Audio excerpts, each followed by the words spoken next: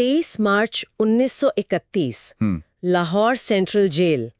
एक इंसान को फांसी पर चढ़ाए जाने में बस कुछ ही घंटे बचे हैं। तभी जेल का एक अधिकारी उसके पास आता है और कहता है कि आखिरी वक्त आ गया है। और ऐसे समय में कोई आम इंसान शायद प्रार्थना करता, रोता या डर से कांप रहा होता। बिल्कुल। लेकिन वो इंसान क्या कर रहा था? वो व्लादिमीर लेनिन की जीवनी पढ़ रहा था। उसने उस जेल अधिकारी की तरफ देखा और कहा, रुको, एक क्रांतिकारी दूसरे क्रांतिकारी से मिल रहा है। क्या बात है, मतलब मौत सामने खड़ी है और वो किताब पढ़ रहे हैं। हाँ, उसने उस पन्ने को मोड़ा, किताब बंद की और हंसते हुए फांसी के तख्ते की तरफ बढ़ गया। हाँ। तो आज के हमारे इस गहन विश्लेषण में हम उसी इंसान की बात करने वाले हैं जिसे इतिहास शहीद भगत सिंह के नाम से जानता है। बिल्कुल। और आज हम उस प्रचलित छवि से बहुत आगे जाएंगे, जिसमें वो केवल एक हाथ में पिस्तौल और सिर पर टोपी पहने एक उग्र युवा नजर आते हैं। हाँ, क्योंकि ये बहुत जरूरी भी है ना? वो उग्र युवा वाली छवि उनके व्यक्तित्व का महज एक अंश है और अक्सर ये छवि उनके सबसे बड़े हथियार यानी उनके बेजोड़ दिमाग उसको ढक देती है। सही कहा आपने। उनका बौद्धिक स्तर उस उम्र के हिसाब से अविश्वसनीय था। बिल्कुल, इसी पर आज हम ध्यान केंद्रित कर रहे हैं। आज का हमारा स्रोत है अशोक धवले का लिखा एक बेहद विस्तृत और शोधपरक लेख। इसका शीर्षक है शहीद Bhagat Singh N immortal revolutionary. बहुत ही बेहतरीन लेख है। हाँ, और इस चर्चा का उद्देश्य यह समझना है कि कैसे एक भावुक युवा जो देश के लिए मरने को तैयार था, वो महज एक जज्बाती लड़के से भारत के स्वतंत्रता संग्राम के सबसे प्रखर बौद्धिक विचारक, एक पक्के मार्क्सवादी और एक कट्टर धर्मनिरपेक्ष नेता में तब्दील हो गया। मतलब उनकी वैचारिक यात्रा जज्बात से लेकर एक ठोस विचारधारा तक। बिल्कुल, लेकिन आगे बढ़ने से पहले ये स्पष्ट करना जरूरी है कि इस स्रोत में तत्कालीन राजनीतिक परिदृश्य, महात्मा गांधी और कांग्रेस की नीतियों को लेकर एक स्पष्ट वामपंथी नजरिया और कड़ी आलोचना शामिल है। हाँ, लेखक का एक अपना नजरिया है जो लेख में साफ झलकता है। और हम इन सभी ऐतिहासिक विचारों को पूरी तरह से निष्पक्ष भाव से सामने रखेंगे। हमारा काम किसी विचारधारा का समर्थन या विरोध करना नहीं है, बल्कि मूल स्रोत में पेश किए गए तर्कों की गहराई को समझना है। बिल्कुल, इतिहास को समझने के लिए ये तटस्थता बहुत काम आती है। देखिए, जब हम भगत सिंह की वैचारिक यात्रा को देखते हैं तो वो शून्य से शुरू नहीं हुई थी। इसे समझने के लिए हमें उस दौर के दर्द को महसूस करना होगा। तो चलिए इसको थोड़ा विस्तार से समझते हैं। शुरुआत करते हैं उस एक घटना से जिसने उनके बाल मन पर सबसे गहरी चोट की। 1919 का जलियांवाला बाग नरसंहार। वो बहुत ही भयानक मंजर था। स्रोत बताता है कि भगत सिंह उस वक्त सिर्फ 12 साल के थे। मतलब सोचिए, एक 12 साल का बच्चा स्कूल जाने के बजाय उस बाग में जाता है जहां गोलियों से छलनी लाशें गिरी थीं। हाँ, और वो वहां क्या करते हैं? वो वहां की खून से सनी मिट्टी को एक छोटी सी बोतल में भरकर अपने पास रख लेते हैं। बिल्कुल, ये सिर्फ एक निशानी नहीं थी, ये एक ऐसा घाव था जिसे वो कभी भरना नहीं चाहते थे। यहाँ जो सबसे दिलचस्प बात है वो ये है कि उस दौर में पंजाब के लगभग हर युवा के मन में ये गुस्सा उबल रहा था। गुस्सा तो स्वाभाविक था। हाँ, लेकिन भगत सिंह इस गुस्से को एक दिशा दे रहे थे। देखिए, वो गदर पार्टी के आंदोलन और खासकर करतार सिंह सराभा के बलिदान से बहुत गहराई से जुड़े हुए थे। करतार सिंह सराभा, जिन्हें बहुत छोटी उम्र में फांसी दे दी गई थी। बिल्कुल, सराभा सिर्फ 20 साल के थे जब उन्हें फांसी दी गई थी। और ये जानकर हैरानी होती है कि भगत सिंह हमेशा सराभा की एक तस्वीर अपनी जेब में रखते थे। हमेशा? मतलब हर वक्त? हाँ, हर वक्त। यहाँ तक कि 1929 में जब उन्हें गिरफ्तार किया गया तब भी वो तस्वीर उनके कपड़ों से मिली थी। क्या बात है! लेकिन गुस्सा और किसी आदर्श की तस्वीर जेब में रखना ये तो एक बात है, सशस्त्र क्रांति के रास्ते पर चलना भी कोई नई बात नहीं थी, है ना? बिल्कुल, उस समय कई गुट थे। हाँ, बंगाल से लेके उत्तर प्रदेश तक कई क्रांतिकारी गुट सक्रिय थे। लेकिन अशोक धवले का ये लेख स्पष्ट करता है कि भगत सिंह और उनके साथी बाकी सभी समूहों से अलग थे। बहुत अलग थे, और इसका एक बड़ा कारण था। वो अकेले ऐसे क्रांतिकारी थे जो बहुत मजबूती से मार्क्सवादी, समाजवाद और कम्युनिस्ट विचारधारा की ओर बढ़ रहे थे। वो सिर्फ योजनाएं नहीं बना रहे थे, वो लगातार पढ़ रहे थे। हाँ, उनकी पढ़ने की भूख गजब की थी। जेल की काल कोठरी में भी उनकी पढ़ाई नहीं रुकी। वही तो। लेकिन मेरा सवाल ये है कि एक युवा जिसके पास लड़ने के लिए असल हथियार कम पड़ रहे थे, वो कार्ल मार्क्स की दास कैपिटल जैसी भारी भरकम वैचारिक किताबों में क्या ढूंढ रहा था? देखिए, वो असल में आज़ादी की एक नई परिभाषा ढूंढ रहे थे। अगर हम इसको बड़ी तस्वीर से जोड़कर देखें तो उस समय 1917 की रूसी क्रांति की लहर पूरी दुनिया में महसूस की जा रही थी। तो एक तरह से वो एक आधुनिक रिसर्चर या कह लीजिए डेटा साइंटिस्ट की तरह काम कर रहे थे, जो सिर्फ जज्बात में आकर फैसले नहीं ले रहा, बल्कि दुनिया भर के डेटा या इतिहास का अध्ययन करके अपनी रणनीति बना रहा है। बिल्कुल सटीक तुलना है। इस रूसी क्रांति ने भगत सिंह और उनके साथियों के सोचने का दायरा ही बदल दिया। वो कैसे? रूसी क्रांति ने यह साबित कर दिया था कि चाहे कोई साम्राज्य कितना भी विशाल और क्रूर क्यों ना हो, अगर आम जनता, मजदूर और किसान एक साथ आ जाएं, तो सत्ता को उखाड़ फेंका जा सकता है। अच्छा, मतलब उन्हें ये समझ आ रहा था कि केवल कुछ अंग्रेज अधिकारियों को मार देने से ब्रिटिश साम्राज्य खत्म नहीं होने वाला है। एकदम सही। और इससे भी बड़ा सवाल जो मार्क्सवाद ने उनके सामने खड़ा किया, वो ये था कि अंग्रेजों के जाने के बाद क्या होगा। बहुत गहरा सवाल है। क्या आजादी का मतलब सिर्फ इतना है कि गोरे शासकों की जगह भारतीय शासक आ जाएं? गोरे साहब की जगह भूरे साहब। बिल्कुल। अगर एक भारतीय जमींदार या पूंजीपति उसी तरह से गरीब किसान का शोषण कर रहा है जैसे कोई अंग्रेज अधिकारी करता था, तो उस गरीब के लिए आजादी के क्या मायने रह गए? सही बात है, आजादी तो आई नहीं उसके लिए। इसी सवाल ने उन्हें यह समझा दिया कि लड़ाई सिर्फ साम्राज्यवाद के खिलाफ नहीं है, बल्कि उस पूरी व्यवस्था के खिलाफ है जो शोषण करती है। यहाँ पर बात सच में बहुत दिलचस्प हो जाती है, क्योंकि जब वैचारिक धरातल बदलता है तो जमीन पर काम करने का तरीका भी बदलना पड़ता है ना? बिल्कुल, रणनीति तो बदलनी ही पड़ेगी। अगर उन्हें आम जनता की आजादी चाहिए थी, तो उन्हें आम जनता को जोड़ना भी था।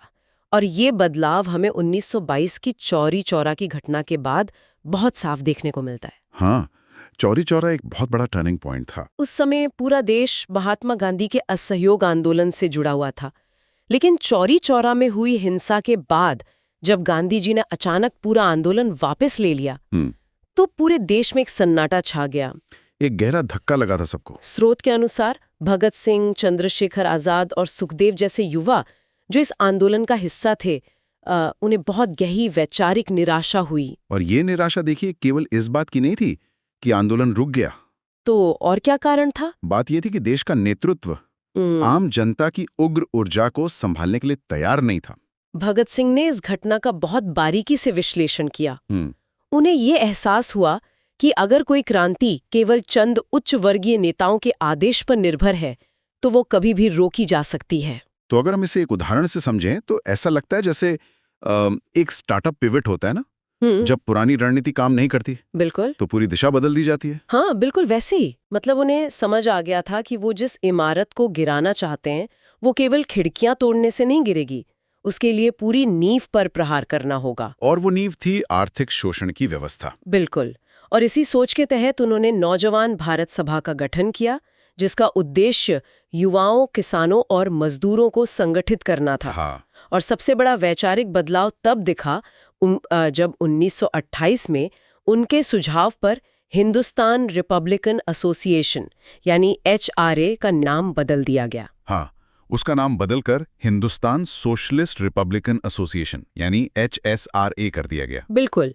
ये सोशलिस्ट या समाजवादी शब्द का जुड़ना केवल नाम का बदलाव नहीं था, ये पूरी क्रांति की दिशा का कायापलट था। मतलब महज एक रीब्रांडिंग नहीं थी। नहीं, बिल्कुल नहीं। ये कायापलट इस बात की घोषणा थी कि अब उनका लक्ष्य स्पष्ट है। 1928 में दिल्ली के फिरोज शाह कोटला मैदान में जो बैठक हुई, उसमें भगत सिंह ने बहुत मजबूत तर्क दिया। क्या तर्क था उनका? उन्होंने कहा कि अब समय आ गया है कि समाजवाद को भारत का अंतिम लक्ष्य घोषित किया जाए। उन्होंने स्पष्ट किया कि हमें सर्वहारा वर्ग यानी वो मजदूर और किसान जिनके पास अपनी मेहनत के अलावा कुछ नहीं है, उनके हाथों में सत्ता सौंपनी है। मतलब सत्ता का विकेंद्रीकरण करना है आम इंसान तक। हाँ, उनका मानना था कि अब व्यक्तिगत हिंसा से बाहर निकलकर जन आंदोलन का निर्माण करना होगा। मैं यहाँ थोड़ा रुक कर एक कड़ा सवाल पूछना चाहती हूँ, क्योंकि मुझे इस पूरी कहानी में एक बहुत बड़ा विरोधाभास नजर आ रहा है। अच्छा, कैसा विरोधाभास? देखिए, एक तरफ स्रोत कह रहा है कि भगत सिंह मार्क्सवाद पढ़कर ये समझ चुके थे कि व्यक्तिगत हिंसा से कुछ नहीं होगा, उन्हें किसानों और मजदूरों का जन आंदोलन चाहिए।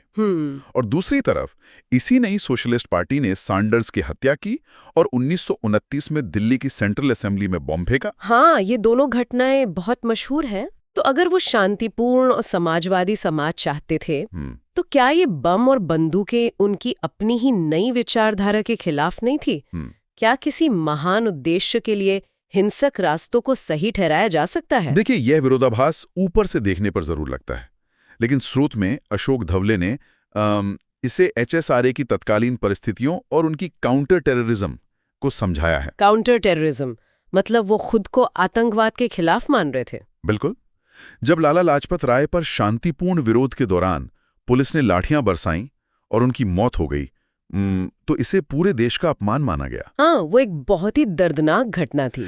HSRA का मानना था कि ब्रिटिश सरकार खुद एक आतंकवादी सत्ता है जो खौफ के दम पर राज कर रही है। तो सैंडर्स की हत्या उस खौफ का जवाब थी? हाँ, सैंडर्स की हत्या उस खौफ को तोड़ने और जनता के गिरे हुए मनोबल को वापस उठाने के लिए की गई थी, भले ही वो असल में पुलिस अधीक्षक स्कॉट को मारना चाहते थे। लेकिन सेंट्रल असेंबली में बॉम्ब फेंकना, वहां तो किसी की हत्या का बदला नहीं लिया जा रहा था, वो तो देश की सबसे बड़ी विधायी संस्था थी। असेंबली बॉम्ब कांड दरअसल उनकी रणनीति का सबसे बड़ा और परिपक्व हिस्सा था। ये किसी की जान लेने के लिए नहीं था। जान लेने के लिए नहीं था? नहीं। याद रहे, उन्होंने जो बॉम्ब बनाए थे उनकी क्षमता बहुत कम थी और उन्हें जानबूझकर खाली जगह पे फेंका गया था। अच्छा, मतलब उनका मकसद किसी को नुकसान पहुंचाना नहीं था? बिल्कुल नहीं। उन पर्चों पर फ्रांसीसी अराजकतावादी शहीद वैलन का एक मशहूर वाक्य लिखा था, बहरों को सुनाने के लिए धमाके की जरूरत होती है। बहरों को सुनाने के लिए क्या बात है? उस समय असेंबली में जन विरोधी कानून पास किए जा रहे थे, जैसे पब्लिक सेफ्टी बिल और ट्रेड डिस्प्यूट बिल, जो मजदूरों की हड़ताल करने के अधिकार को छीन रहे थे। मतलब ये बॉम्ब अंग्रेजों को मारने के लिए नहीं, बल्कि भारतीय मजदूरों को ये बताने के लिए था कि कोई उनके अधिकारों के लिए लड़ रहा है। एकदम सही। अगर ऐसा था तो बम फेंकने के बाद वो भागे क्यों नहीं? वो आसानी से वहां से बच निकल सकते थे, है ना? लेकिन वो जानबूझकर वहां खड़े रहे, इंकलाब जिंदाबाद और साम्राज्यवाद का नाश हो के नारे लगाते रहे, जब तक कि उन्हें गिरफ्तार नहीं कर लिया गया। और यही उनकी सबसे बड़ी राजनीतिक चाल थी। वो कैसे? भगत सिंह जानते थे कि ब्रिटिश सरकार अखबारों और मीडिया पे कड़ा नियंत्रण रखती है। सेंसरशिप थी बहुत। हाँ, क्रांतिकारियों की बात जनता तक पहुंचने ही नहीं दी जाती थी। इसलिए उन्होंने अदालत को ही अपना राजनीतिक मंच, अपना प्रोपेगेंडा प्लेटफॉर्म बनाने का फैसला किया। मतलब वो चाहते थे कि उन पर मुकदमा चले। बिल्कुल। जब उन पर मुकदमा चलेगा तो अदालत में दिए गए उनके बयान अखबारों में छपेंगे और इस तरह पूरी ब्रिटिश न्याय व्यवस्था अनजाने में ही उनकी समाजवादी विचारधारा को देश के कोने कोने तक पहुंचाने का काम करेगी। ये सच में एक अविश्वसनीय रूप से चतुर लेकिन बहुत ही जोखिम भरी रणनीति थी, जिसमें उन्होंने अपनी ही जान की बाजी लगा दी। हाँ, और अदालत में उनके बयानों ने वाकई तहलका मचा दिया। स्रोत में लिखा है कि 6 जून 1929 को भगत सिंह और बीके दत्त ने अदालत में साफ कहा, क्रांति से हमारा मतलब खून खराबा नहीं है, क्रांति से हमारा मतलब है कि अन्याय पर आधारित मौजूदा व्यवस्था बदलनी चाहिए। और ये लड़ाई सिर्फ अदालत के कमरे तक सीमित नहीं रही। जेल के अंदर राजनीतिक कैदियों के दर्जे की मांग को लेकर जो उन्होंने भूख हड़ताल की, वो मानव इतिहास की सबसे कठोर हड़तालों में से एक थी। 64 दिनों तक बिना कुछ खाए रहना, सोचकर ही रोंगटे खड़े हो जाते हैं। बिल्कुल। इस भूख हड़ताल ने पूरे देश को झकझोर कर रख दिया था और इसी हड़ताल के दौरान जतिन दास की शहादत हुई। हाँ, बहुत दुखद था वो। स्रोत बताता है कि जब जतिन दास के पार्थिव शरीर को ट्रेन से कलकत्ता ले जाया गया तो हर स्टेशन पर हजारों लोगों ने श्रद्धांजलि देने आए। पूरा देश सड़कों पर था। कलकत्ता में 6 लाख से ज्यादा लोग सड़कों पर थे। ये इस बात का प्रमाण था कि असेंबली में बम फेंकने के बाद अदालत और जेल को मंच बनाने की भगत सिंह की रणनीति पूरी तरह सफल रही थी। यानी जन आंदोलन का जो उनका सपना था वो अब सड़कों पे दिखाई दे रहा था। बिल्कुल, आम जनता जुड़ चुकी थी। लेकिन देखिए, उनकी ये लड़ाई केवल बाहरी दुश्मन यानी अंग्रेजों के खिलाफ नहीं थी, उनका एक बहुत बड़ा मोर्चा अपने ही समाज के भीतर की सड़न यानी सांप्रदायिकता के खिलाफ भी खुला हुआ था। हाँ, ये एक बहुत अहम पहलू है उनके जीवन का। जब हम भगत सिंह की वैचारिक परिपक्वता की बात करते हैं तो धर्मनिरपेक्षता पर उनका नजरिया उस समय के हिसाब से बहुत आगे का था। बहुत आगे का मतलब वो बहुत स्पष्ट थे इस मुद्दे पर। स्रोत में बताया गया है कि नौजवान भारत सभा के नियमों में ये स्पष्ट रूप से लिखा था कि इस संस्था का किसी भी सांप्रदायिक संगठन से कोई लेना देना नहीं होगा। धर्म को पूरी तरह से एक निजी मामला माना गया जिसे राजनीति में कोई जगह नहीं दी जानी चाहिए। देखिए, धर्मनिरपेक्षता उनके लिए केवल एक राजनीतिक नारा नहीं था, बल्कि भारत जैसे विविधता वाले देश में वर्ग संघर्ष की बुनियादी शर्त थी। बुनियादी शर्त मतलब इसके बिना आजादी मुमकिन नहीं थी। बिल्कुल। अगर हिंदू, मुस्लिम और सिख मजदूर आपस में ही धर्म के नाम पर लड़ते रहेंगे तो वो कभी भी एक होकर शोषक वर्ग के खिलाफ खड़े नहीं हो पाएंगे। बांटो और राज करो की नीति सफल हो जाती। सही कहा। प्रख्यात इतिहासकार बिपिन चंद्र के हवाले से स्रोत में कहा गया है कि महात्मा गांधी को छोड़कर भगत सिंह शायद अकेले ऐसे समकालीन नेता थे जिन्होंने सांप्रदायिकता के जहर को इतनी गहराई से समझा था। बिल्कुल। और उनका मशहूर लेख मैं नास्तिक क्यों हूँ, why I am an atheist, इस बात का सबसे बड़ा प्रमाण है कि वो हर तरह के अंधविश्वास और धार्मिक कट्टरता से मुक्त हो चुके थे। और ये वैचारिक स्पष्टता इतनी मजबूत थी कि जब उनके अपने आदर्शों से उनका टकराव हुआ तब भी वो पीछे नहीं हटे, मान करते थे। लेकिन जब लालाजी ने अपने जीवन के अंतिम वर्षों में हिंदू महासभा और सांप्रदायिक राजनीति की ओर कदम बढ़ाया तो भगत सिंह ने उनका कड़ा वैचारिक विरोध किया। हाँ, और ये विरोध एक बहुत ही खास तरीके से दर्ज किया गया था जो उनके बौद्धिक स्तर को दर्शाता है। बिल्कुल। उन्होंने लालाजी के खिलाफ कोई अपशब्द या गालियों का इस्तेमाल नहीं किया। इसके बजाय उन्होंने अपनी पत्रिका में लालाजी की एक तस्वीर छापी और उसके साथ रॉबर्ट ब्राउनिंग की मशहूर कविता द लॉस्ट लीडर की पंक्तियां लिख दी। बहुत ही मार्मिक तरीका था। उस कविता का भाव ये था कि थोड़े से चांदी के सिक्कों के लिए, एक रिबन के लिए उसने हमें छोड़ दिया। ये महज 21 या 22 साल के एक युवा की ओर से एक बेहद कड़ा लेकिन पूरी तरह से बौद्धिक तमाचा था। ये दिखाता है कि उनके लिए व्यक्ति से बड़ा विचार था। सच में।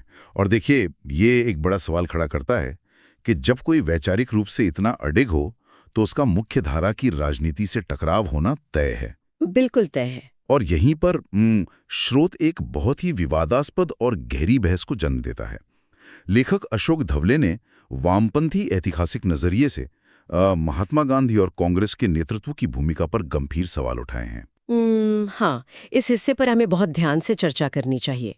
स्रोत का तर्क है कि 1931 में हुए गांधी-इरविन समझौते के दौरान गांधी जी ने भगत सिंह, राजगुरु और सुखदेव की फांसी रोकने के लिए वाइसराय इरविन पर पर्याप्त राजनीतिक दबाव नहीं डाला। हाँ, धवले के लेख में एजी नूरानी और अमित कुमार गुप्ता जैसे विद्वानों का हवाला देकर कहा गया है कि कांग्रेस के पास उस समय सौदेबाजी की बहुत ताकत थी। लेकिन वामपंथी विश्लेषण इसे महज एक कूटनीतिक चूक नहीं मानता, बल्कि इसे कांग्रेस की एक वर्गीय रणनीति यानी क्लास स्ट्रैटेजी करार देता है। और इस वर्गीय रणनीति को समझना बहुत जरूरी है श्रोताओं के लिए। बिल्कुल, समझाइए इसे। वामपंथी नजरिए के अनुसार कांग्रेस का नेतृत्व मुख्य रूप से पूंजीपतियों, बड़े जमींदारों और उच्च मध्यम वर्ग के हाथों में था। तो भगत सिंह का जो समाजवादी जन आंदोलन आकार ले रहा था वो केवल अंग्रेजों के लिए खतरा नहीं था, बल्कि भारतीय पूंजीपतियों और जमींदारों के लिए भी उतना ही बड़ा खतरा था। अच्छा, मतलब उन्हें डर था कि अगर मजदूर और किसान सत्ता में आ गए तो क्या होगा? बिल्कुल। इसलिए वामपंथी इतिहासकार ये मानते हैं कि कांग्रेस का नेतृत्व एक उग्र मजदूर किसान आधारित वामपंथी क्रांति से डरता था और इसी वर्गीय स्वार्थ के कारण उन्होंने इन युवा क्रांतिकारियों को बचाने के लिए अपनी पूरी राजनीतिक ताकत का इस्तेमाल नहीं किया। तो इस सब का आखिर क्या मतलब है? मुझे लगता है कि यहाँ हमें थोड़ा ठहरकर स्थिति को दूसरे पहलू से भी देखना चाहिए। बिल्कुल। देखिए, ये एक विशुद्ध मार्क्सवादी विश्लेषण है जो हर राजनीतिक फैसले को आर्थिक वर्गों के चश्मे से देखता है। लेकिन अगर हम एक अलग ऐतिहासिक नजरिया अपनाएं तो कोई ये भी तर्क दे सकता है कि गांधी जी जो अहिंसा के कट्टर समर्थक थे, उनके लिए एक हिंसक कृत्य को आधिकारिक रूप से राजनीतिक संरक्षण देना उनके अपने मूल सिद्धांतों के खिलाफ होता। बिल्कुल, ये भी एक बहुत मजबूत तर्क है। शायद ये गांधी जी की कूटनीतिक और नैतिक मजबूरी रही हो, ना कि कोई पूंजीवादी साजिश। हमें इस बात का पूरा सम्मान करना चाहिए कि इतिहास कभी भी सीधा नहीं होता। सही कहा। यह इस बात पर निर्भर करता है कि आप किस विचारधारा के लेंस से उसे देख रहे हैं। और यही एक स्वस्थ बौद्धिक विमर्श की निशानी है। भगत सिंह खुद भी इसी तरह के कठोर विमर्श के पक्षधर थे। बिल्कुल, वो बहस से नहीं डरते थे। वो केवल अंग्रेजों को भगाना नहीं चाहते थे। उनका नजरिया भविष्य के भारत को लेकर बहुत स्पष्ट था। उन्हें पता था कि अगर सत्ता का हस्तांतरण केवल गोरे हाथों से काले हाथों में हुआ तो आम आदमी की आजादी केवल एक भ्रम होगी। और यही दूरदर्शिता उन्हें अमर बनाती है। तो चलिए अब इस पूरी गहन चर्चा को समेटते हैं। हाँ, हमने इस विश्लेषण की शुरुआत में कहा था कि हम पिस्तौल वाले भगत सिंह की उस स्थिर पुरानी तस्वीर से आगे बढ़ेंगे। और धवले के इस पूरे लेख को खंगालने के बाद जो एक बात सबसे शक्तिशाली रूप से उभर कर आती है वो ये है कि भगत सिंह का सबसे धारदार और खतरनाक हथियार लोहे का नहीं बना था। बिल्कुल नहीं। उनका सबसे बड़ा हथियार उनका बेजोड़ दिमाग, उनकी तार्किकता और उनकी किताबें थीं। जेल में उनके साथ रहे क्रांतिकारी शिव वर्मा का संस्मरण इसका गवाह है। उन्होंने लिखा था कि भगत सिंह उनके दल के निर्विवाद वैचारिक नेता थे। निर्विवाद रूप से। जेल के उस घुटन भरी कोठरी में भी ऐसा कोई दिन नहीं गुजरा जब भगत सिंह कुछ पढ़ न रहे हों या कुछ लिख न रहे हों। और यही बात हमें वापस उसी दृश्य पर ला खड़ी करती है जिससे हमने शुरुआत की थी। 23 मार्च 1931 की वो शाम। हाँ, जब मौत दरवाजे पर दस्तक दे रही है तब भी ये युवा लेनिन के विचारों को पढ़ने में मग्न है। ये कोई साधारण घटना नहीं है। हाँ। ये आने वाली पीढ़ियों के लिए एक बहुत बड़ा संदेश है। ये संदेश है कि शरीर को खत्म किया जा सकता है, लेकिन अगर विचार गहरे अध्ययन और सत्य की नींव पर खड़े हैं तो उन्हें फांसी पर नहीं लटकाया जा सकता। बिल्कुल, विचार हमेशा अमर रहते हैं। और आज के इस तेज तर्रार सूचना के युग में ये बात कितनी प्रासंगिक है। आज जब हम अक्सर छोटी छोटी जानकारी या सोशल मीडिया की सुर्खियों को पढ़कर अपनी पक्की राय बना लेते हैं, तब भगत सिंह का ये गुण हमें आईना दिखाता है। हाँ, वो अपनी ही मान्यताओं पर बार बार सवाल उठाते थे। उन्होंने अपने विचारों को कभी एक जगह रुकने या सड़ने नहीं दिया। एक युवा जो महज 23 साल की उम्र में दुनिया की सबसे बड़ी सत्ता से टकरा गया, उसका ये वैचारिक लचीलापन और पढ़ने की भूख हमें बहुत कुछ सिखाती है। और इसी वैचारिक विकास का एक आखिरी और सबसे महत्वपूर्ण प्रमाण वो दस्तावेज है जिसे भगत सिंह ने अपनी शहादत से कुछ ही समय पहले लिखा था। अच्छा, कौन सा दस्तावेज? इसका शीर्षक था टू यंग पॉलिटिकल वर्कर्स, यानी युवा राजनीतिक कार्यकर्ताओं के नाम। इस दस्तावेज पर अक्सर उतनी चर्चा नहीं होती जितनी होनी चाहिए। इस पत्र में उन्होंने बहुत ही स्पष्ट और दो टूक शब्दों में कहा था कि वो कोई आतंकवादी नहीं है। हाँ, उन्होंने देश की युवाओं से अपील की थी कि वे व्यक्तिगत हिंसा और बम पिस्तौल के इस रास्ते को पूरी तरह छोड़ लें। बिल्कुल, उन्होंने इसमें लेनिन द्वारा इस्तेमाल किए गए एक बहुत ही अहम शब्द का जिक्र किया था, प्रोफेशनल रेवोल्यूशनरीज, यानी पेशेवर क्रांतिकारी। हाँ, उन्होंने लिखा था कि अब भारत को जज्बात में आकर जान देने वाले युवाओं की नहीं, बल्कि ऐसे समर्पित कार्यकर्ताओं की जरूरत है जो अपनी पूरी जिंदगी क्रांति को दें, जो गांवों और कारखानों में जाएं, मजदूरों और किसानों को राजनीतिक रूप से शिक्षित करें और उन्हें संगठित करें। बिल्कुल, उनका अंतिम निष्कर्ष यही था कि केवल एक विशाल जन संगठन ही व्यवस्था को बदल सकता है, कोई भी बम नहीं। और यही बात हमें सोचने पर मजबूर कर देती है। सिर्फ 23 साल की उम्र, मतलब 23 साल की उम्र में कोई इंसान अपनी खुद की अपनाई हुई हिंसक रणनीति की खुलेआम आलोचना कर सकता है, अपनी गलतियों से सीखकर एक बिल्कुल नई और परिपक्व राजनीतिक जमीन तैयार कर सकता है। ये सच में असाधारण है। अगर उस दिन वो फांसी का फंदा उनके गले में न पड़ता, अगर उस फिल्म का अंत वहां न होता, तो क्या होता? ये एक ऐसा विचार है जो इतिहास के पन्नों में एक बहुत बड़ा शून्य पैदा करता है। अगर वो जीवित रहते और आजाद भारत की राजनीति में हिस्सा लेते, तो आज के भारत का राजनीतिक परिदृश्य कैसा होता? क्या उनके जन आंदोलन और समाजवाद के विचार भारत की दशा और दिशा हमेशा के लिए बदल देते? क्या हाशिए पर खड़े किसानों और मजदूरों के हाथ में असली सत्ता होती? ये कुछ ऐसे सवाल हैं जिनका जवाब शायद हमें कभी ना मिले।